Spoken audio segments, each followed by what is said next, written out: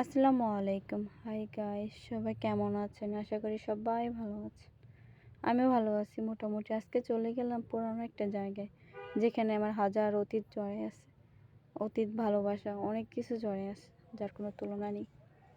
এখানে আগে আমি জব করতাম। তাই অনেকদিন যাবৎ হচ্ছে যে আসবো আসবো বলে আসা হয় না। প্রায় আজকে ৩.৫ বছর আগের কথা। কিন্তু ভালোবাসা যেন শেষই হয় না।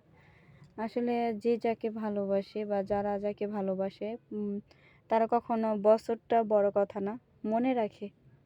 আর এখনকার যুগের ভালোবাসা আজকে ভালোবাসছে, কালকে ভুলে যায়। কোনো হচ্ছে যে মনে তো দূরের কথা, স্মরণও করে না। ওই দেখা হলে রাস্তার পথে যে না মনে আছে, ঠিক আছে, কিন্তু না, আজকে ৪ বছর হয়ে গেছে। এখানে হচ্ছে যে এখনো এখানকার ম্যাম মানে আপা, সে হচ্ছে যে আমাকে আমাকে নেই, এখানে প্রতিটা স্টাফকে এত যত্ন সহকারে মানে নিজের সন্তানের মতো আগলায় রাখে। এখানে আসলে কেউ বুঝতে পারবে না যে এখানে জব করতে আসছে।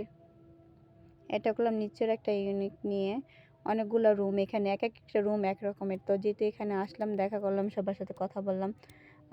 তা হচ্ছে মেসেজটা করি যে অনেকদিন যাবৎ করা হয় না, অনেক টেনশন চিন্তা ভাবনা, নিজেও ১২টা বেজে গেছে। তো যাই হোক, আমি নর্মাল একটা মেসেজ করে নিলাম। তারপর আমার সার্ভিসটা ওনারা খুব ভালো দেয়। প্রতিটা সার্ভিস নিয়ে মানে হচ্ছে বিউটি দক্ষ দ্বারা হচ্ছে কাজ করা হয়। সবাই ভালো কাজ জানে। তো আসলে যারা এখানে আসবেন, কাজ করালে বুঝতে পারবেন যে কতটা সুন্দর যত্ন সহকারে আম কাজ করতে পারে সবাই। যাই হোক, আমি অনেকদিন পর মেসেজটা করে নিলাম কথা বলতে বলতে সবার সাথে।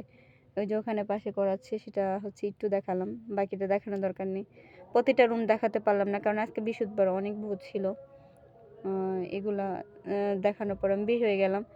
আর এখানে থাকলে মনে হয় সারাদিনে আমার হচ্ছে বের হওয়া হবে না, কারণ সবার সাথে কথা বলতে গেলে মানে মনে হয় না, মানে এত দক্ষতা ধারা সবাই, মানে কারোর মানে কোনো হিংসা দিংসা কোনো কিছু নেই। মানে এখানে আমার আসতে মন চায় আবার, কিন্তু কিছু করার নেই, আসা হবে না। তো আমি আসি, মাঝে মাঝে দেখা করে যে আমাকে খবর দেওয়া পায়। উনি হচ্ছে ম্যাম বলে না, উনি খুব ভালো একটা মানুষ।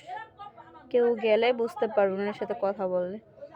তো যাই হোক, আমি ওখান থেকে বের হয়ে পড়লাম। মায়াতে আটকে পড়লে হবে না, আমার অনেক কাজ আছে। বের হয়ে নদীর এপারে চলে আসলাম। এখানেও একটু কাজ আছে। কাজের আর শেষ নেই।